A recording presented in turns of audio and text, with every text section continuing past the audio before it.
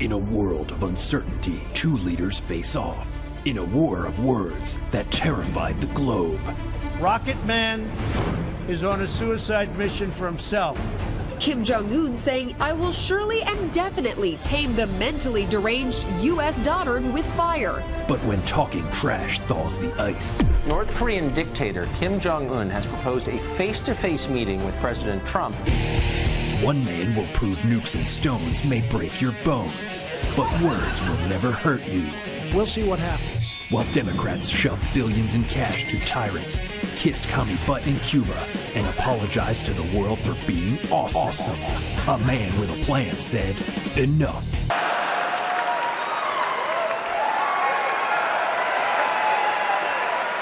Look, for years they've had this problem. And everybody has said sort of, oh, don't talk. Please don't talk. The last administration had a policy of silence. Don't talk!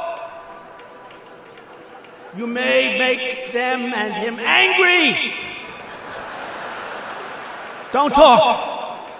If a horrible statement is made about the United States, don't say anything. We have no comment. Please. Oh, my God.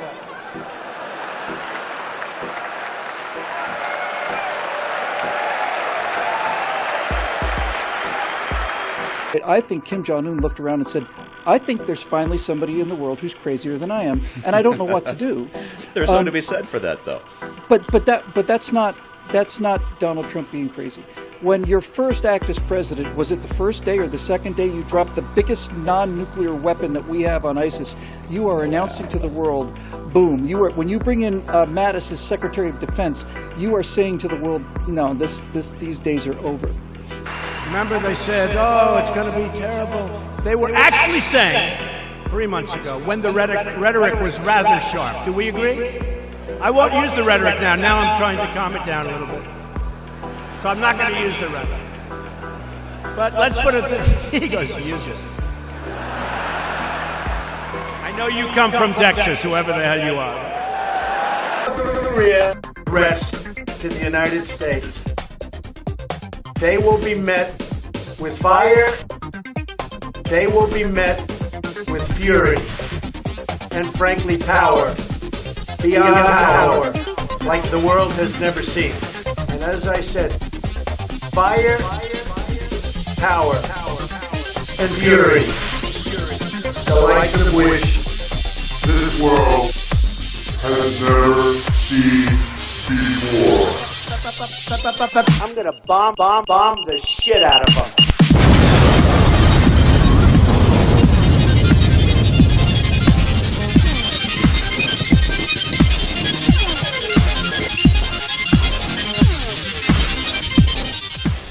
This is going to be nuclear war. We're going to have no. You know what gets you nuclear war? Weakness gets you nuclear war. Being weak gets you nuclear war. That's what gets you nuclear war.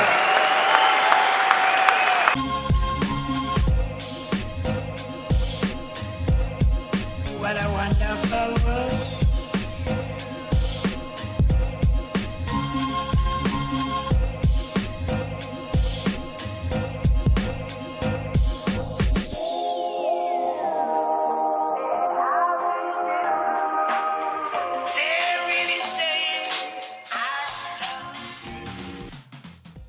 With President Trump on the verge of a truly historic diplomatic triumph, as his tough talk appears to be paying off. The leaders of North and South Korea, this was wild, agreed in principle today to remove all nuclear weapons from their countries and to work toward formally ending the state of war that has existed since the 1953 truce. Trump was ecstatic over the news, tweeting early in the day, Korean War to end. We discover that the vulgar, loud, did I say vulgar? Short-fingered Bulgarian, the knuckle-dragging Cheeto Hitler, President Bad Hair, has, through some miracle, managed to get the presidents of North and South Korea to not only shake hands, but to embrace each other. And I don't think that's an accident.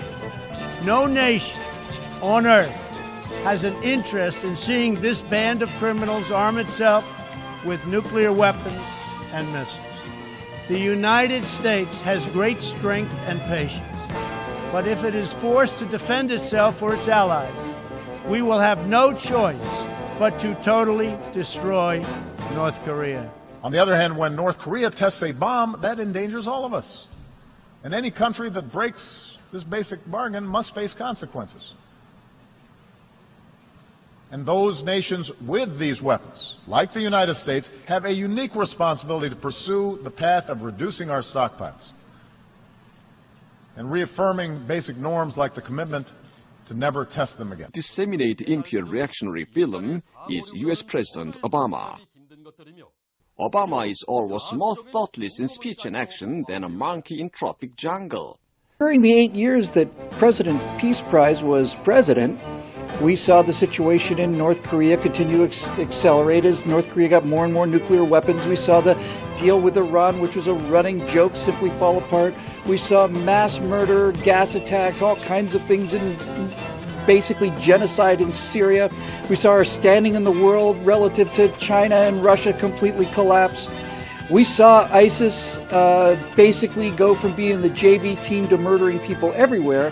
And all of these are the results of the foreign policies of President Peace Prize. This should have been handled a long time ago, not now. This should not have been left for me to handle. But we will handle it. We're handling it well. His tough talk is making a difference. It's bringing both North and South Korea to the table, and China too. Of course, we have a long way to go here, but these events of the last 24 hours are extraordinary and almost impossible to overstate. It's a very big deal, and it is happening because of President Trump's leadership. So, I guess fire and fury worked. A dramatic statement that they're talking about. Kim Jong-un is actually talking about total denuclearization of the Korean Peninsula. What do you make of that suggestion? This is actually a moment that very few of us thought we'd ever see. The president this world has never seen before. Fire, power, and fury. Beyond this world.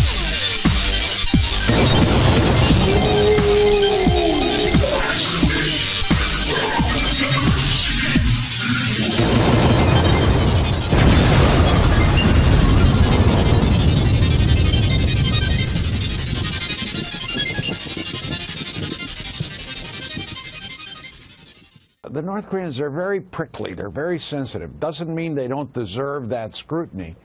But I just wish traditional diplomacy would govern the president's style, but it's not going to... But look how far it's taken us. This unconventional approach, say what you will of it, has got us this far where the two leaders could be talking. Right? Well, things are going well. The South Korean summit, the Olympics, now this summit. Look, I've said the president deserves credit for meeting Kim Jong-un, agreeing, sending Pompeo. You know, I'm hopeful. It's the best I've seen in a long time, but I worry because I know the North Koreans. All right, Ambassador, thanks for taking the time. But what we know is that previous strategies failed, which is why we're here in the first place. So I have an open mind. I'm not going to give you what's going to actually happen because we don't really know. But I'll tell you one thing, we're not playing games. And I remember, you know, it was very rough 3-4 months ago.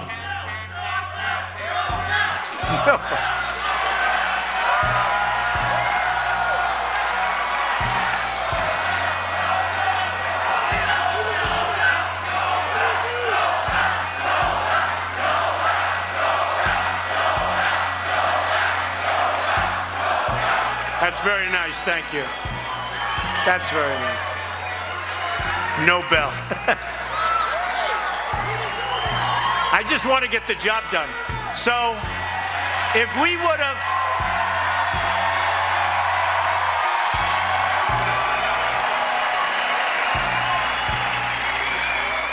If we would have said where we are today from 3 or 4 months ago, remember they were saying, he's going to get us into nuclear war, they said. Nuclear. No. Strength is going to keep us out of nuclear war, not going to get us in. Remember some of Trump's tweets, like this one in particular? I mean, Kim Jong-un was boasting about having a nuclear button, and Trump boasted right back, saying, My button is much bigger and more powerful, and my button works. That's what he said. I mean, is that high school locker talk? Is that guy talk? Is that braggadocio? Sure, of course it is. But what do you think works with a reclusive tyrant from the hermit kingdom, as North Korea is called? Kim Jong-un is so insecure, he has spies spying on his spies. He has literally had his own family members assassinated. He's so paranoid. And yes, his missile program sometimes works and sometimes doesn't. He gets by on bravado to his own people and to the world. Certainly he intimidates South Korea, and with good reason, but Donald Trump can out-bravado anyone, can't he? Wasn't it obvious that's what he was doing with that tweet? I mean, for the 5th time, let me recommend to you the book, The Art of the Deal, where Trump explicitly describes the reasons for his tactic of making outrageous statements, outrageous demands, hyperbole, shock. Trump writes about that as a negotiating tool. He knows how he sounds. He knows what he's doing. Only the fools on the left in Hollywood and Washington would think that a successful man, a billionaire, a president, who beat the odds time and again, was really just a grade school troll on Twitter as opposed to that being part of a larger strategy. His strategy just worked. So far, at least. But Trump has been conducting major military exercises in the region. By the way, if Trump's tweets didn't work, well, his aircraft carriers would. You want to talk about negotiating tactics? Literally this month, Trump deployed thousands of U.S. troops in combination with 300,000 South Korean troops in a training exercise. That's how you negotiate. I would say no, they're not nuts. They're completely rational and logical, and they know what we're going to do. And then suddenly along comes a president who, Mr. Kim, looks across the ocean and says, gee, I don't know what he's going to do. I mean, is he serious about this? Why is he calling me Rocket Man and Little Rocket Man? I mean, and I think that threw Kim off his game. Riding on the wave of positivity sweeping the Korean peninsula, President Moon Jae-in says his U.S. counterpart, Donald Trump, deserves a Nobel Peace Prize for his efforts to end the standoff with North Korea over its nuclear weapons program. The problem is the degree of pressure he used to get it may turn the stomachs of some of the Norwegian members of parliament. Don't forget he had nuclear aircraft flying toward North Korea. He had the discussion with the South Korean defense minister that we might return our nuclear weapons to be deployed again in South Korea, as many as 800 or more. Other kinds of pressure obviously was the massive, very focused sanctions, even on the royal family in the north. So this is not your ordinary idealistic make a speech kind of Nobel Peace Prize candidacy. This is someone who really got results. But the results came only through pressure. I think the Chinese also helped. And frankly, President Trump linking trade and the delegation going next week to helping with North Korea. That was a very bold gesture, heavily criticized by the left-wing media. But it looks like it was a stroke of genius. The Chinese helped us on North Korea. Who would have thought, Laura? That is absolutely world-rocking after 68 years of essentially hostilities that never ended. If anybody on the left is playing this down and trying to make it seem like, oh, well, things would have happened that way eventually anyway, no, they would not have. And President Donald Trump deserves a lot of the credit for establishing the atmosphere that allows this to come along. Now, we're all cautiously watching, okay, what does it really mean to denuclearize the peninsula? It's initial still in its initial phases, but Congressman, I have to say, I think the only person who could have gotten us to this place, again, we'll see where it goes, but it's Donald Trump because of his unconventional approach to negotiations. And frankly, his tough talk. You didn't know if people are going to say, you're going to launch a nuclear war, unilateral first strike, Mr. President. He's like, no, but we're going to solve this. Congressman, how did Donald Trump manage to get us this far?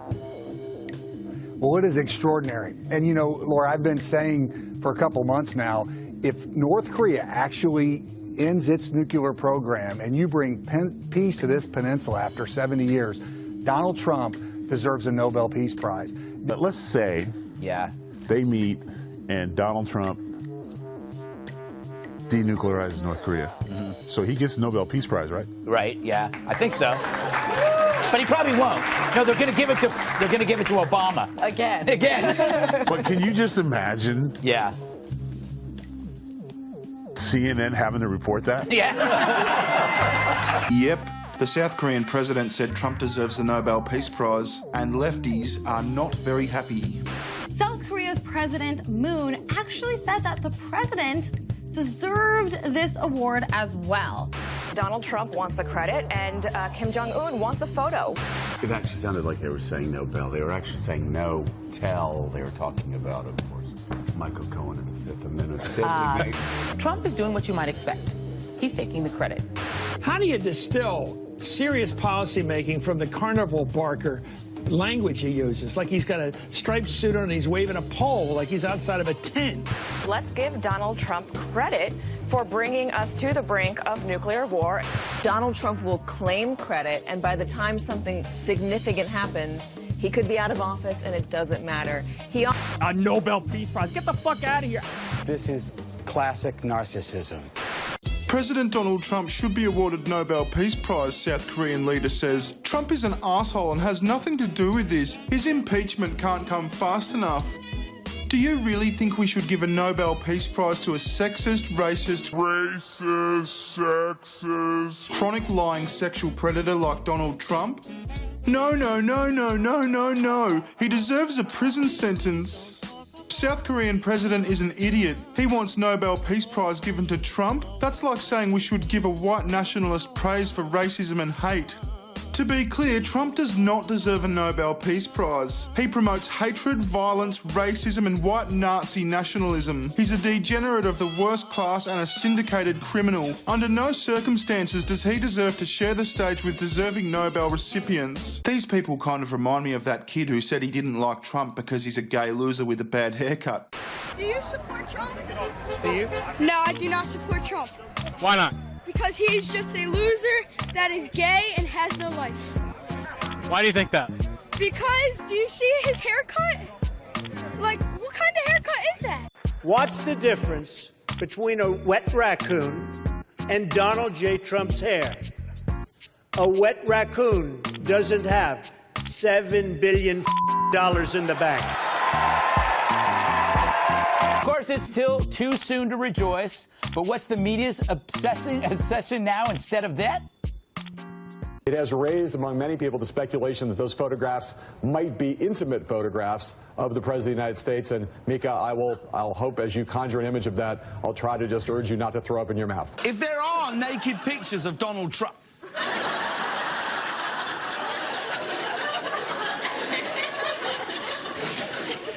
they can go ahead and stay hushed.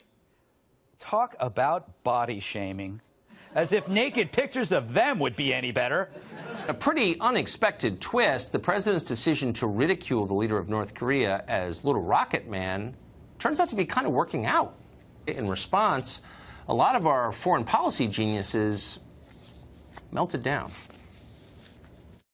I think, frankly, it's a dangerous gamble and a bad idea. And in some ways, I can't believe I'm saying that because for years I've been arguing that we need to have direct talks between the U.S. and North Korea. See, I was somebody who was not all about the talk of a preemptive nuclear strike. Yeah. So I am going to be for the talk about talking. Yes. And yeah, I guess maybe, but it really is the best way to go. What I have seen, though, is so many people who were against the talk of nuclear war, this is going to be a disaster, which I agree with, who are now saying, I'm against this talking. Yes. This is going to be a disaster. So it's like, okay, you're not really concerned about North Korea. You just want to be against whatever Donald Trump is doing. Yeah. But I think it's... You might think, like, another president in this circumstance, you can imagine a president asking himself or herself, why has no other American president ever agreed to do this?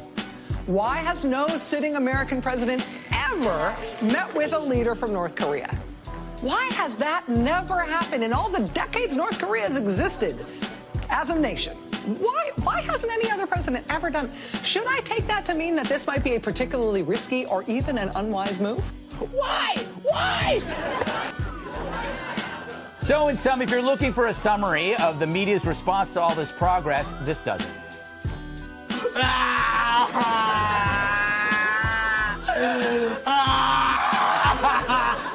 This was to show that nobody else is in control and that China and the United States is not in control, that the two Koreas are seizing the process.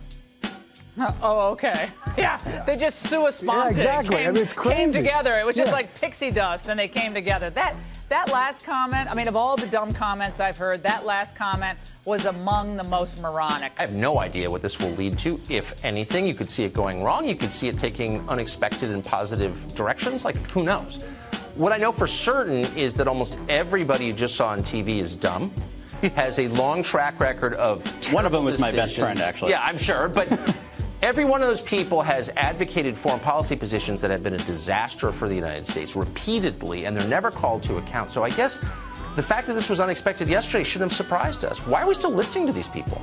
Donald Trump's openly avowed willingness to go to war with North Korea, which was not only mocked by the left, absolutely trumpeted as the end of the world, we're going to be nuked, it's all over, my God.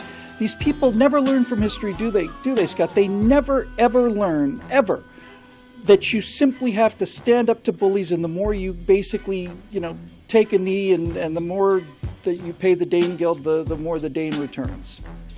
No, but taking out their nuclear potential would create a fallout. Tim, do you know that this country went out and gave them nuclear reactors, free fuel for 10 years? We virtually tried to bribe them into stopping, and they're continuing to do what they're doing, and they're laughing at us. They think we're a bunch of dummies. I'm saying that we have to do something to stop. But if the military told you, Mr. Trump, we can't do this. You give me two names. You're giving me two names. I don't know. Do you want to do it in 5 years when they have warheads all over the place, every one of them pointing to New York City, to Washington, and every one of our... Is that when you want to do it? Or do you want to do something now? You better do it now. And if they think you're serious, I deal with lots of people. If they think you're serious, they'll negotiate, and it'll never come to that. Now, obviously, it pays to be skeptical about all of this. But, this is something that could only happen under Donald Trump. I know that better days are ahead. If we believe in ourselves, and the way I believe in myself, and I really do believe in myself, then come June, if I decide to run, you'll have the great pleasure of voting for the man that will easily go down as the greatest president in the history of the United States. Me, Donald John Trump. God bless America, and good night. Good night.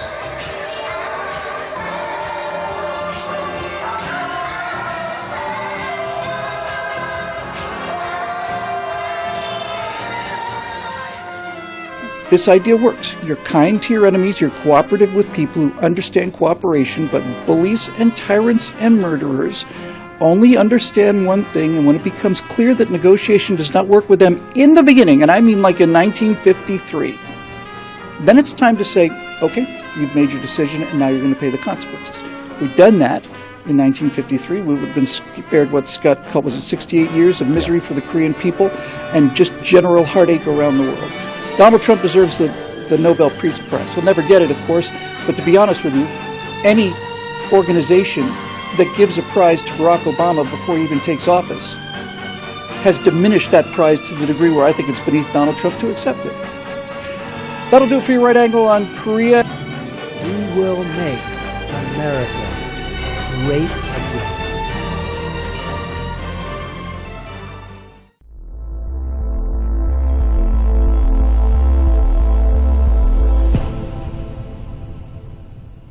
It started out with, well, he's just a clown. And then he was Hitler. And then he was incompetent. And then he was literally crazy.